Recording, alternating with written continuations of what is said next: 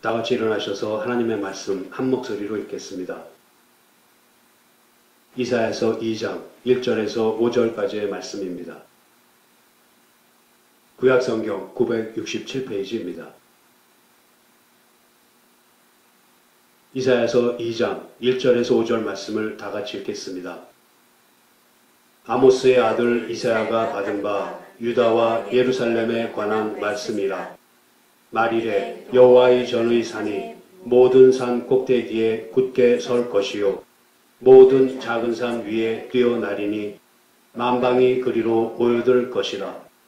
많은 백성이 가며 이르기를 오라 우리가 여호와의 산에 오르며 야곱의 하나님의 전에 이르자. 그가 그 도로 우리에게 가르치실 것이라. 우리가 그 길로 행하리라 하리니 이는 율법이 시온에서부터 나올 것이요 여호와의 말씀이 예루살렘에서부터 나올 것임이니라. 그가 열방 사이에 판단하시며 많은 백성을 판결하시리니 우리가 그 칼을 쳐서 보습을 만들고 그 장을 쳐서 낫을 만들 것이며 이 나라와 저 나라가 다시는 칼을 들고 서로 치지 아니하며 다시는 전쟁을 연습지 아니하리라. 야곱 족속아 오라 우리가 여호와의 빛에 행하자. 아멘.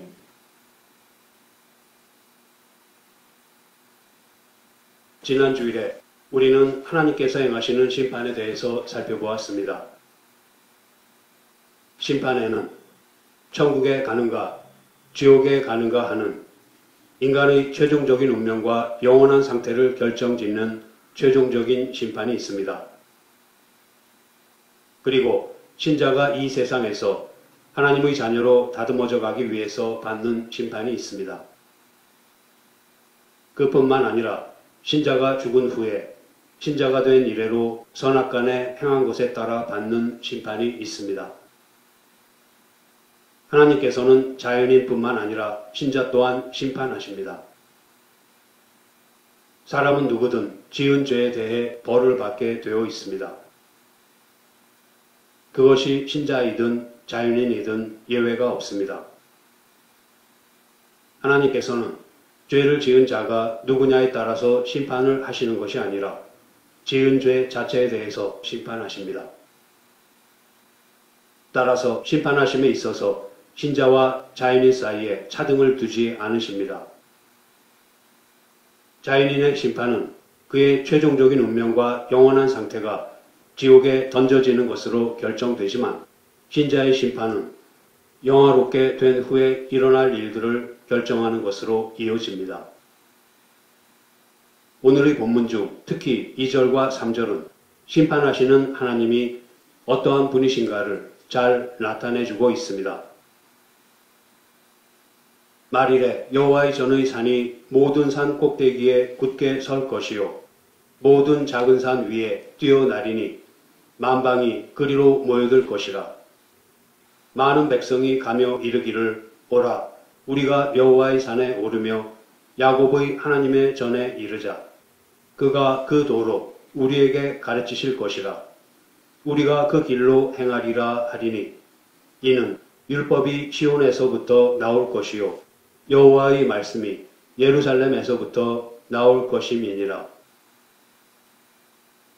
이사야 선지는 이 말씀을 통해서 하나님께서는 당장이라도 그 행하시는 심판을 마무리하실 수 있으시지만 그렇게 하지 않으신다고 이야기합니다. 오늘 이사야 선지는 공평하게 행하시는 심판 속에 오래 참음과 자비와 사랑을 담으셔서 그 행하시는 심판의 완성을 신자의 구원의 완성, 곧 신자의 회복으로 삼으시는 하나님에 대해서 이야기합니다.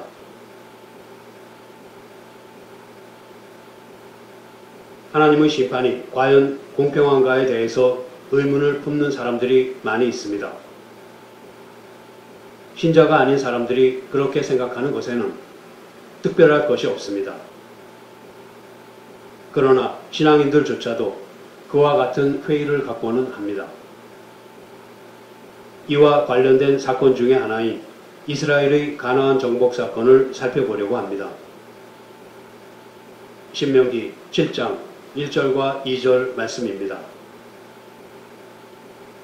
내 하나님 여호와께서 너를 인도하사 내가 가서 얻을 땅으로 들이시고 내 앞에서 여러 민족, 헷 족속과 기르가스 족속과 아모리 족속과 가나안 족속과 브리스 족속과 히위 족속과 여부스 족속, 곧 너보다 많고 힘이 있는 7 족속을 쫓아내실 때에 내 하나님 여호와께서 그들을 내게 붙여 너로 치게 하시리니 그때에 너는 그들을 진멸할 것이라.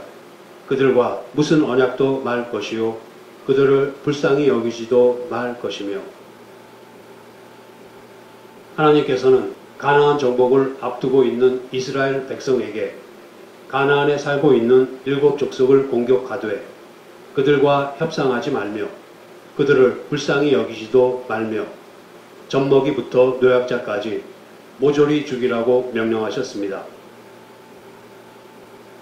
왜 하나님께서 이와 같은 명령을 내리셨는가에 대한 이해가 부족하면 이 명령은 매우 잔혹하게 느껴질 것입니다. 바로 이것이 하나님의 심판의 공평성에 대해 의문을 품는 사람들에게 걸림돌이 되는 점입니다.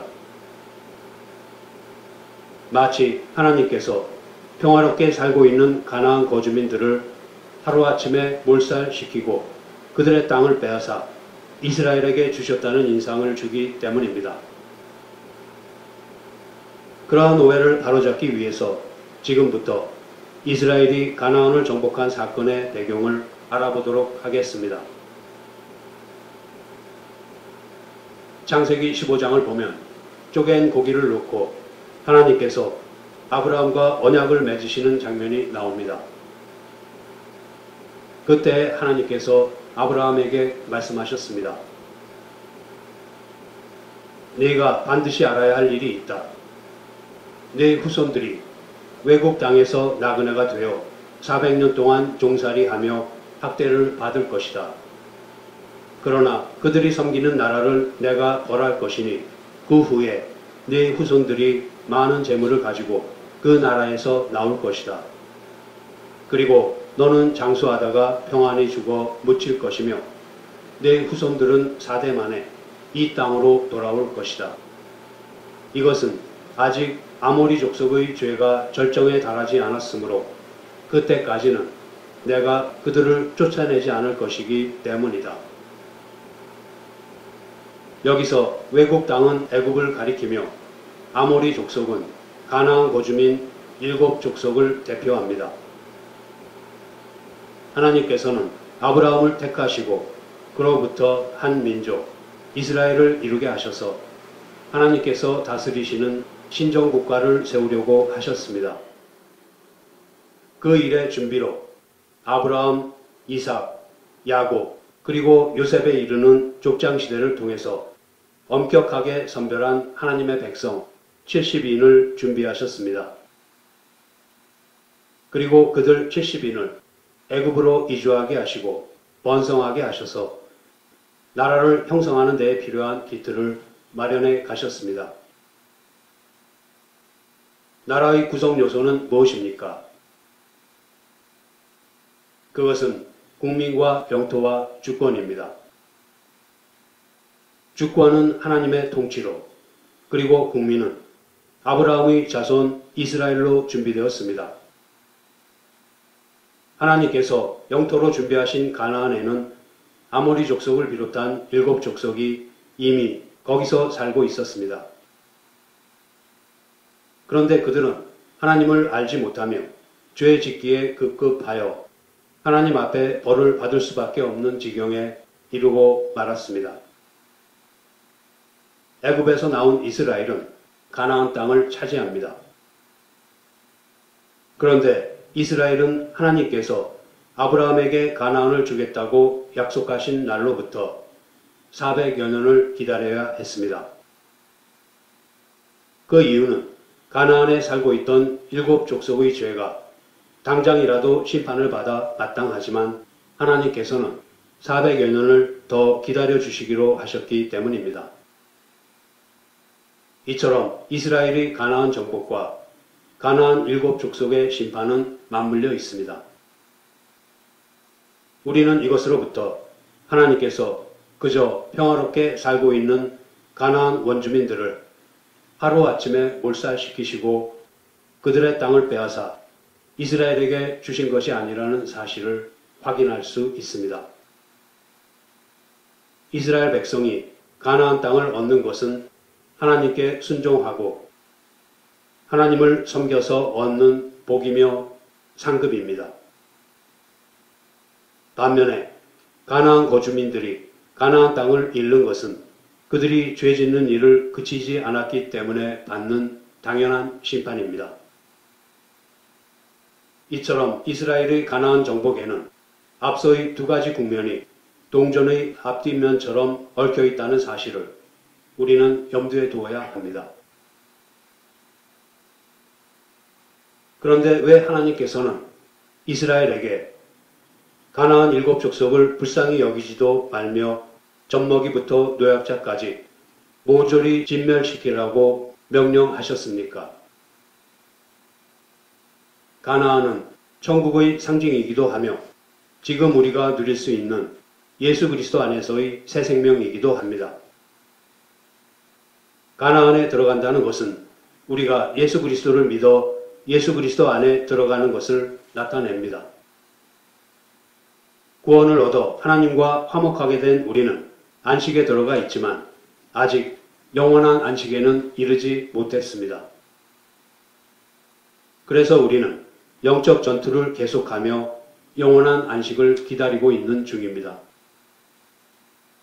그와 같은 맥락에서 이스라엘 백성은 가나안에 들어가서는 안식하는 대신 전쟁을 치러야 했습니다.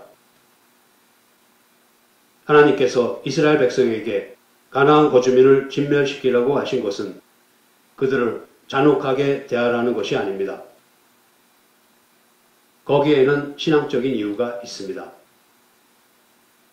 결혼 등을 통해 거주민들과 교류를 하면 자연히 그들의 문화를 받아들이게 됩니다. 그렇게 하다 보면 그들이 섬기는 신, 곧 우상을 섬기게 되는 잘못을 범하게 마련입니다. 하나님께서는 이스라엘 백성이 우상 숭배에 빠져서 진노하시는 하나님의 손에 떨어지지 않게 하시기 위해 거주민들을 진멸시키라고 명령하신 것이었습니다. 가데스 바네아 사건으로 40년간의 광야 생활을 해야 했던 이스라엘은 마침내 가나안 입국을 눈앞에 두고 있습니다. 그때 모세는 신명기 28장에서 이스라엘 백성에게 축복과 저주의 약속을 선언합니다. 만일 여러분이 여호와 하나님께 순종하고 내가 오늘 여러분에게 가르치는 여호와의 모든 명령을 지키면 여러분의 하나님 여호와께서 여러분을 세계에서 가장 뛰어난 민족이 되게 하실 것입니다. 그러나 만일 여러분이 여러분의 하나님 여호와께 순종하지 않고 오늘 내가 여러분에게 가르치는 그분의 모든 명령과 법을 지키지 않으면 온갖 저주가 여러분에게 내릴 것입니다. 하나님은 생사화복의 주인이시고 주권자이시며 우리의 주인이십니다. 하나님께서는 하나님을 사랑하는 자에게 은혜를 내리시고 하나님을 미워하는 자에게는 벌을 내리십니다. 가나안 땅에 들어간 이스라엘 백성은 과연 하나님께 순종하고 하나님의 법도와 율례를 지켰습니까? 우리는 이미 이사야 선지가 이스라엘 백성의 죄에 대해 고발한 것을 들었습니다. 그들은 하나님을 거역하고 멸시하며 등을 돌리고 떠나갔습니다. 범죄하여 허물이 많고 행위가 더할 수 없이 부패했습니다.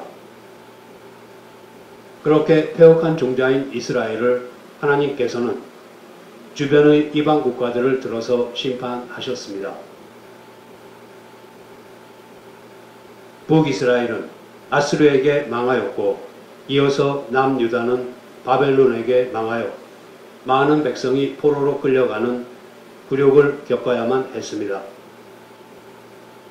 바벨론에 잡혀간 포로 중의 한 사람이었던 다니엘은 이스라엘의 패망에 대해서 이렇게 고백합니다. 다니엘서 9장 11절 말씀을 보겠습니다.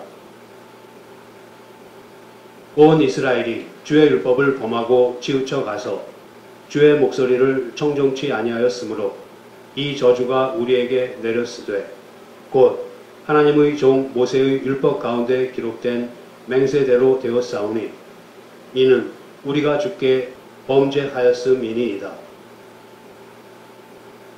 다니엘이 말하는 것은 이스라엘이 망한 이유가 정치적이거나 경제적이거나 또는 사회적 문제 때문이 아니라는 것입니다. 열등한 군사력 때문에 강대국 바벨론에게 망했다는 것이 아닙니다. 이스라엘이 망한 것은 다름이 아니라 하나님을 거역하고 범죄했기 때문이라는 고백입니다. 이스라엘은 그 옛날 그들이 가나안을 정복할 당시의 그곳 거주민 7 족속들처럼 가나안에서 쫓겨나고 말았습니다. 그럼에도 불구하고 사람들은 하나님께서 선민인 이스라엘을 이방인들에게 하셨듯이 가혹하게 심판하지는 않으셨을 것이다.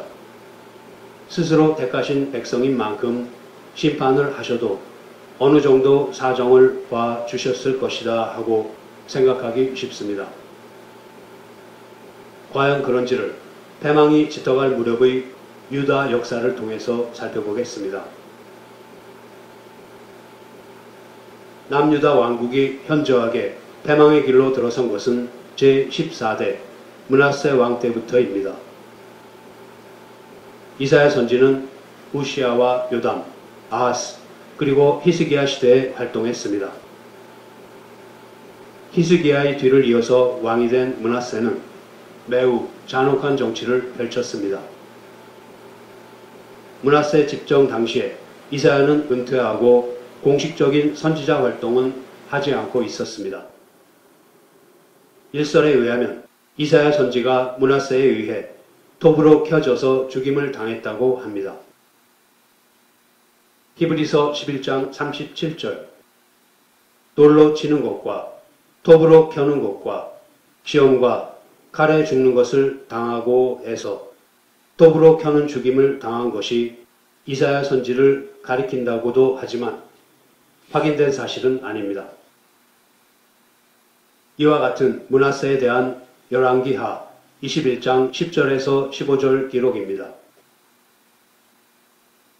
여호와께서 그 종 모든 선지자들로 말씀하여 가라사대 유다 왕 므낫세가 이 가증한 일과 악을 행함이 그 전에 있던 아모리 사람의 행위보다 더욱 심하였고 또 그 우상으로 유다를 범죄케 하였도다. 그러므로 이스라엘 하나님 여호와가 말하노니 내가 이제 예루살렘과 유다의 재앙을 내리리니 듣는 자마다 두 귀가 울리리라. 내가 사마리아를 잰 줄과 아합의 집을 다림보던 추로 예루살렘에 베풀고 또 사람이 그릇을 씻어 엎음같이 예루살렘을 씻어 버릴지라. 내가 나의 기업에서 남은 자를 버려 그 대적의 손에 붙인즉 저희가 모든 대적에게 노략과 겁탈이 되리니 이는 애굽에서 나온 그 열조 때부터 오늘까지 나의 보기에 악을 행하여 나의 노를 격발하였음이니라 하셨더라. 악한 왕 므낫세의 재위 기간 55년 동안 하나님께서는 회개하고 돌이킬 충분한 시간을 주셨지만 결국 그는 죄 가운데서 죽고 맙니다. 당시 이스라엘 주변의 국제 정세는 아수르와 바벨론 그리고 애굽이 삼각구도를 이루고 있었습니다. 그러던 중 아수르가 쇠약해진 틈을 타서 바벨론이 아수르의 수도 니느웨를 점령합니다. 그 무렵 유다 왕국은 므낫세와 아몬의 뒤를 이은 요시야가 통치하고 있었습니다. 요시야는 종교개혁을 단행하는 등 하나님 보시기에 좋은 길로 행하려고 노력했으나 백성들의 호응을 얻지 못했습니다. 애굽은 바벨론이 아수르를 완전히 점령하면 힘의 균형이 깨져서 자기들의 세력이 약화될 것을 몹시도 두려워했습니다. 그래서 아수르를 지원하여 존속함으로써 바벨론을 견제하고자 출병했습니다. 유다왕 요시아는 아수르를 돕고자 출병한 애굽의 군대를 막아섰다가 무기또라는 곳에서 전사하고 맙니다. 이것을 빌미로 애굽은 유다에 막강한 영향력을 행사합니다. 요아스의 뒤를 이어서 여호아하스가 왕위에 올랐으나 애굽은 여호아하스를 패하고 여호야김을 왕으로 앉힙니다. 폐위된 여호아하스는 애굽에 끌려갔다가 그곳에서 죽습니다. 주전 605년에는 갈그미스에서 벌어진 애굽과 바벨론 간의 전투에서 바벨론이 크게 이깁니다. 이 전투를 이끈 느부갓네살이 집권하게 된 바벨론은 여호야김 통치하의 유다를 공격합니다.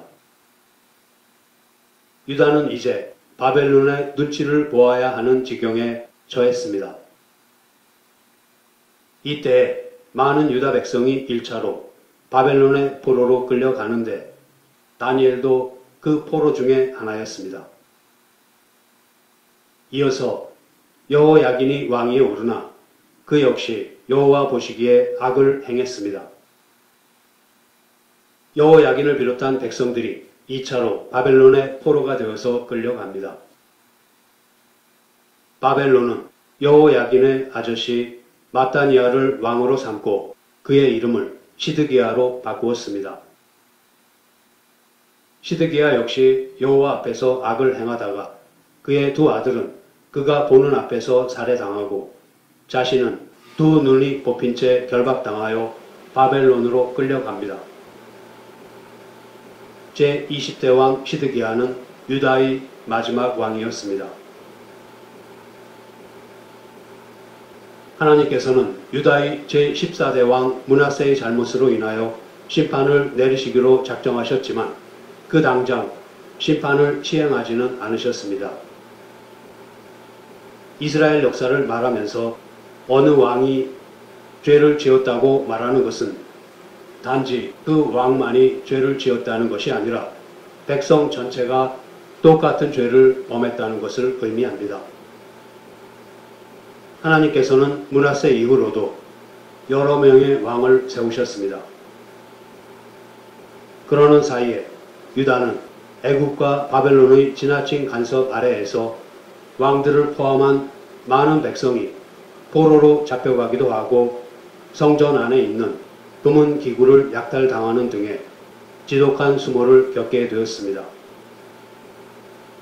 하나님께서 유다 왕국이 멸망해 가고 있음에도 불구하고 여러 명의 왕을 세우신 것은 당연히 내려질 심판을 미루시고 계속해서 그들에게 회개하고 돌아설 기회를 주시는 것이었습니다. 그러나 즉위하는 왕마다 지난날의 일을 교훈 삼아 여호와 보시기에 좋은 일을 하려고 노력하기는커녕 그저 과거의 잘못을 되풀이하기에 바빴습니다. 이것이 죄의 무서운 점입니다. 죄는 죄를 더 짓게 만들 뿐입니다.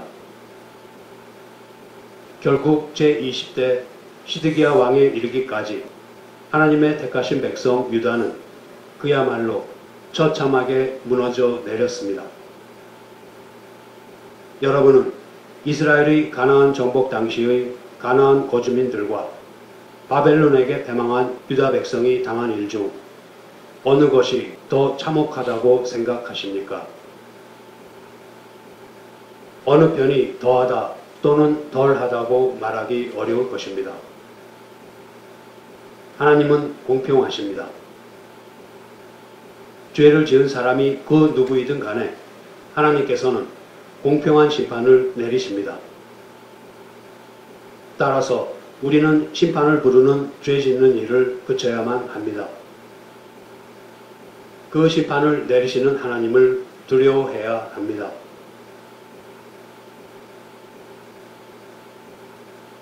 우리는 공평하고 엄중하게 내려진 유다에 대한 심판 속에서 하나님의 오래 참으심과 자비와 사랑을 보아야 합니다. 하나님께서는 심판을 미루심으로써 회개하고 돌이킬 수 있는 기회를 수도 없이 많이 주셨습니다. 그러나 유다 백성은 그와 같은 하나님의 은혜를 죄를 그치는 데에 쓰지 않고 오히려 죄를 더 짓는 데에 사용하고 말았습니다. 심판을 미루시고 긍휼과 사랑으로 돌이키기를 기다리시는 하나님의 인자하심과 자비하심을 멸시하는 인간의 배역함이 너무도 분명히 드러난 것입니다. 하나님의 오래 참으심과 자비와 사랑의 한 자락을 굳게 붙들고 있던 예레미야 선지는 유다의 제18대 여호야김 왕 때에 예레미야 7장 12절에서 15절 말씀으로 하나님의 심판을 선포하며 회개를 촉구했습니다. 너희는 내가 처음으로 내 이름을 둔 저소 실로에 가서 내 백성 이스라엘의 악을 인하여 내가 어떻게 행한 것을 보라. 나 여호와가 말하노라. 이제 너희가 그 모든 일을 행하였으며 내가 너희에게 말하되 새벽부터 부지런히 말하여도 듣지 아니하였고 너희를 불러도 대답지 아니하였느니라. 그러므로 내가 실로의 행함같이 너희가 의뢰하는 바 내 이름으로 일컬음을 받는 이 집 곧 너희와 너희 열조에게 준 이곳에 행하겠고 내가 너희 모든 형제 곧 에브라임 온 자손을 쫓아냄 같이 내 앞에서 너희를 쫓아내리라 하셨다 할지니라. 하나님께서는 유다가 멸망당하는 것을 원하지 않으셨습니다. 회개할 기회를 주시고 그들에게 심판이 임하기 전에 과거 실로에 있었던 사건을 떠올리고 돌이키기를 원하셨던 것입니다. 여러분은 여호와께서 실로에서 행하신 일을 기억합니까? 이스라엘이 가나안 땅을 정복한 것이 주전 1300여 년 전의 일입니다. 그리고 사울을 초대왕으로 해서 이스라엘의 왕정이 시작된 것이 주전 1050년경입니다. 그 사이에는 제사장들과 사사들이 이스라엘을 다스렸습니다. 실로에 있었던 사건은 마지막 사사인 사무엘 바로 전 사사인 엘리 때에 있었습니다. 사무엘상 4장을 보면 이스라엘이 블레셋과 전쟁을 하는 이야기가 나옵니다. 블레셋은 지금의 팔레스타인입니다. 그때는 이스라엘이 아직 성전을 짓기 전이라서 실로의 성막을 짓고 하나님의 법궤를 그 안에 두었습니다. 이 전쟁에서 4,000명이 죽자 이스라엘은 회개하는 대신에 하나님을 앞세운다는 의미로 실로에 있는 법궤를 앞세우고 전쟁에 임합니다. 그러나 이번에는 3만 명이 죽고 법궤마저 블레셋에게 빼앗기고 맙니다. 하나님께서 이방인으로 하여금 법궤를 빼앗아 가도록 하셨다는 것은 이스라엘 백성을 위해서는 아무것도 하지 않으시기로 하셨다는 것을 나타냅니다. 이 일은 유다 왕국이 멸망하기 전 불과 500여 년 전의 일이었습니다. 당면한 문제를 해결하는 데에 있어서 하나님을 의지하지 않고 정치와 경제, 국방, 그리고 외교 등 인간적인 노력으로 해결하려고 했던 결과입니다. 유다 백성이 실로에서의 사건을 들어 경고한 예레미야 선지의 말을 듣고 돌이켰다면 성전을 파괴당하고 멸망당하는 심판은 면할 수 있었을 것입니다. 그러나 이 어두운 역사는 여기에서 그치지 않고 되풀이되었습니다. 유다 왕조를 멸망시킨 바벨론은 페르시아에 의해 멸망당합니다. 그 후로 포로로 있었던 유다 백성은 예루살렘으로 귀환하여 주전 520년에 성전을 재건합니다. 그러나 그로부터 채 100년이 지나기도 전에 이스라엘 백성은 만군의 여호와가 이르노라. 너희가 내 단 위에 헛되이 불사르지 못하게 하기 위하여 너희 중에 성전 문을 닫을 자가 있었으면 좋겠도다. 내가 너희를 기뻐하지 아니하며 너희 손으로 드리는 것을 받지도 아니하리라 하신 하나님의 한탄을 들어야만 했습니다. 이스라엘 백성은 하나님을 경외하지도 않고 하나님의 말씀 위에 인생관과 가치관을 세우지도 않았으며 자기들이 하고 싶은 대로 살면서 종교적 행위만 유지하고 있었던 것입니다. 이것이 바로 하나님의 존재와 하나님의 어미하심을 알지 못하는 것이며 하나님을 경멸하는 것입니다. 하나님께서 우리를 심판하지 않으시려고 기다리고 계시는 동안에 우리는 우리의 욕심을 따라 살며 오히려 하나님을 등지고 멀어져만 갔습니다. 오늘날의 우리는 어떻습니까? 우리는 노아의 홍수에 대해서 들었고 소돔과 고모라의 멸망에 대해서도 읽었습니다. 하나님께서 실로에 무슨 일을 행하셨는지를 알고 있고 유다의 멸망에 대해서도 배웠습니다. 이러한 우리는 사도 베드로의 사랑하는 자들아 주께는 하루가 천년 같고 천년이 하루 같은 이 한 가지를 잊지 말라. 주의 약속은 어떤 이의 더디다고 생각하는 것 같이 더딘 것이 아니라 오직 너희를 대하여 오래 참으사 아무도 멸망치 않고 다 회개하기에 이르기를 원하시느니라 하는 말을 어떻게 이해하고 있습니까?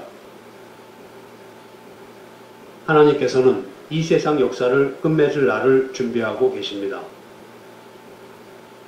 그러나 우리로 하여금 영원히 멸망하지 않게 하시려고 때때로 준비하신 사건들을 겪고 깨닫게 하시는 가운데 돌이키기를 원하고 계십니다. 그런데 우리는 그 일이 우리에게 일어나지 않을 것처럼 하나님을 비웃고 있습니다. 이것이 인간의 적나라한 모습입니다. 이것이 바로 인간의 죄성입니다. 우리의 어리석음은 하나님의 은혜와 용서를 멸시하는 것이며 하나님의 사랑을 외면하는 죄를 범하는 것입니다. 우리는 하나님의 오래 참으심과 자비와 사랑을 결코 가벼이 여기지 말아야 합니다.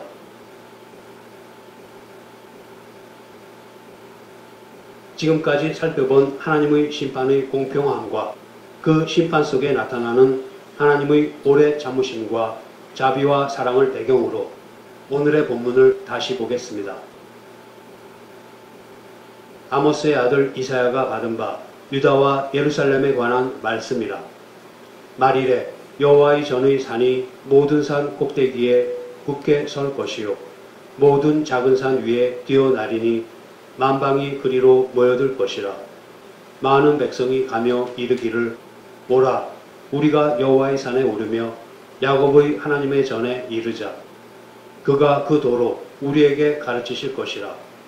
우리가 그 길로 행하리라 하리니 이는 율법이 시온에서부터 나올 것이요 여호와의 말씀이 예루살렘에서부터 나올 것임이니라. 그가 열방 사이에 판단하시며 많은 백성을 판결하시리니 무리가 그 칼을 쳐서 보습을 만들고 그 창을 쳐서 낫을 만들 것이며 이 나라와 저 나라가 다시는 칼을 들고 서로 치지 아니하며 다시는 전쟁을 연습지 아니하리라. 야곱 족속아 오라 우리가 여호와의 빛에 행하자. 하나님께서는 자기의 오르심을 보이는 것으로 언제든지 심판을 완성하실 수 있으십니다. 그러나 그 심판의 완성을 우리가 완성될 때까지, 즉 우리가 회복될 때까지 오래 참으심과 자비와 사랑으로 기다리고 계십니다. 오늘의 본문은 이것을 이렇게 설명합니다. 마지막 때에 우리가 자 여호와의 산으로 올라가자. 이스라엘의 하나님께서 계시는 성전으로 올라가자. 그가 우리에게 진리를 가르치실 것이며 우리는 그 진리대로 살 것이다 라고 말할 텐데 이것은 율법이 시온에서 나오고 여호와의 말씀이 예루살렘에서 나올 것이기 때문이다. 하나님께서 심판의 완성을 우리의 구원의 완성, 즉 우리의 회복으로 삼으시겠다는 것을 우리는 개인의 신앙 여정을 통해서도 볼 수 있습니다. 야곱의 생애를 예로 들어보겠습니다. 하나님께서는 이미 창세 전에 야곱을 향한 계획과 목적을 가지고 계셨습니다. 그와 같은 택하심이라 이미 존재하는 것 중에서 고르는 것이 아니라 하나님께서 정하셔서 그렇지 못한 자를 반드시 하나님의 자녀로서 합당하게 만드신다는 것입니다. 그렇다고 해서 하나님께서 야곱을 복중에서부터 완벽하게 지으시고 순탄하게 성장하게 하셔서 하나님의 자녀다운 모습을 갖추게 하신 것은 아닙니다. 오히려 야비하고 속이기를 잘하는 성정을 타고난 야곱은 하나님의 계획과 목적 아래에 있었기에 긴 세월을 하나님의 간섭하시는 손길에 깎이고 다듬어져야만 했습니다. 팥죽 한 그릇에 형 에서로부터 장자의 축복을 가로챈 후 삼촌 라반의 집으로 피신하여 속고 속이는 관계 속에서 지내던 세월. 돌아오는 길에 어렵게 형 에서와 상봉한 일. 세겜에 정착하던 중 딸 디나가 겪은 비극. 그리고 요셉의 일 등등. 실로 야곱의 생애는 결코 순탄하지 않았습니다. 야곱 스스로도 창세기 49장 7절에서 자신의 나그네 길의 세월이 130년으로 조상의 나그네 길의 세월에 미치지 못하나 험악한 세월을 보내었다고 합니다. 그는 마침내 히브리서 11장 21절의 말씀과 같이 믿음으로 죽을 때에 요셉의 각 아들에게 축복하고 그 지팡이 머리에 의지하여 경배했습니다. 결국은 하나님만을 의지하는 자리에 이르게 되었던 것입니다. 하나님께서 그렇게 야곱의 전생에 간섭하시고 오래 참음과 자비와 사랑으로 마침내 그를 주님 앞에 점도 없고 흠도 없는 자로 서게 만드시는 것으로 심판을 완성하셨습니다. 사도 바울은 이것을 로마서 3장에서 이렇게 표현했습니다. 로마서 3장 23절에서 26절 말씀입니다. 모든 사람이 죄를 범하였음에 하나님의 영광에 이르지 못하더니 그리스도 예수 안에 있는 구속으로 말미암아 하나님의 은혜로 값없이 의롭다 하심을 얻은 자 되었느니라. 이 예수를 하나님이 그의 피로 인하여 믿음으로 말미암는 화목제물로 세우셨으니 이는 하나님께서 길이 참으시는 중에 전에 지은 죄를 간과하심으로 자기의 의로우심을 나타내려 하심이니 곧 이때에 자기의 의로우심을 나타내사 자기도 의로우시며 또한 예수 믿는 자를 의롭다 하려 하심이니라 라는 것입니다. 십자가는 하나님께서 죄를 어떻게 다루시는가를 나타내는 자리입니다.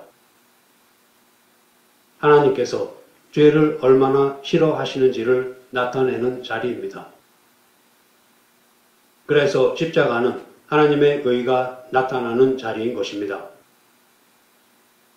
십자가는 하나님의 심판에 대한 증거이며 또한 마지막 심판에 대한 예표입니다. 우리가 하나님께서는 믿는 자들에게는 심판으로 보상하시고 믿지 않는 자들은 심판으로 영원한 징벌을 내리신다 하는 것을 분명히 하지 않으면 우리의 신앙은 설 자리가 없게 됩니다.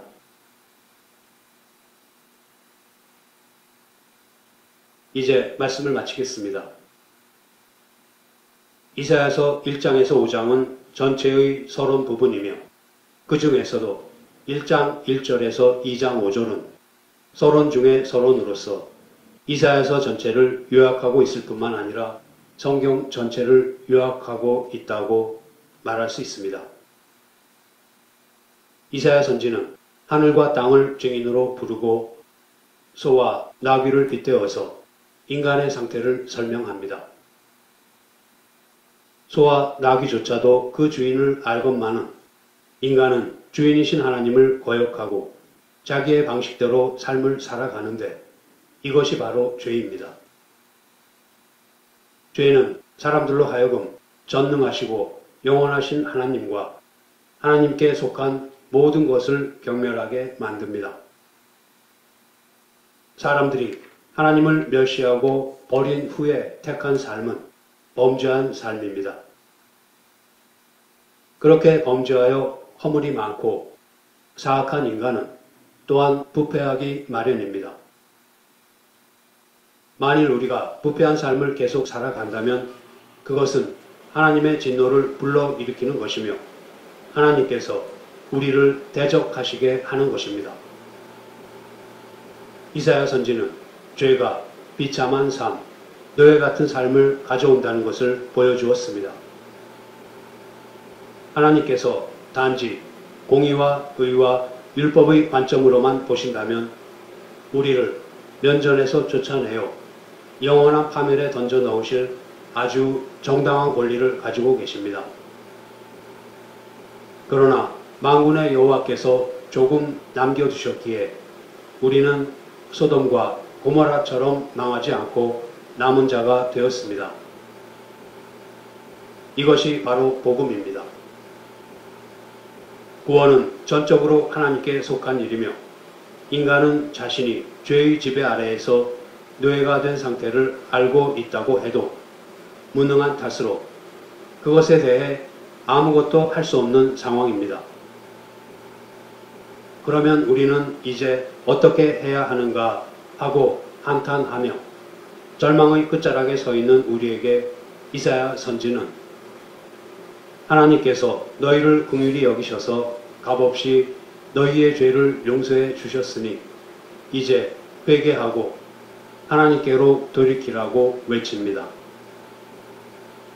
그러나 이처럼 우리가 진정으로 회개하고 하나님께로 돌이키려고 하는 바로 그 순간에도 우리의 죄악된 본성이 그릇된 일을 하려고 합니다. 여전히 올바른 헌상, 올바른 예배, 그리고 올바른 기도를 드리지 못하는 우리를 하나님께서는 오라 하고 부르십니다. 하나님께서는 청결한 마음으로 하나님의 부르심에 응하는 우리의 죄를 사하여 주시고 죄인인 우리를 의인으로 여겨 주십니다. 그뿐만 아니라 우리를 하나님의 자녀답게 만드시기 위해서 심판하시며 그 심판의 끝을 우리 구원의 완성, 곧 우리의 회복으로 삼으십니다. 성도 여러분, 공평한 심판을 행하시되 오래 참음과 자비와 사랑으로 행하시는 하나님을 바로 알아 믿음 위에 굳게 서는 저와 여러분이 되기를 소원합니다. 기도하시겠습니다. 하나님 아버지, 축복과 저주의 말씀을 앞에 두고도 그 말씀을 지키지 못해서 심판을 자초하는 저희들의 완악함을 용서하여 주시옵소서. 심판을 하시되 공평하게 하시고 오래 참으심과 자비와 사랑으로 심판하셔서 저희들을 구원에 이르게 하시는 은혜를 감사드립니다.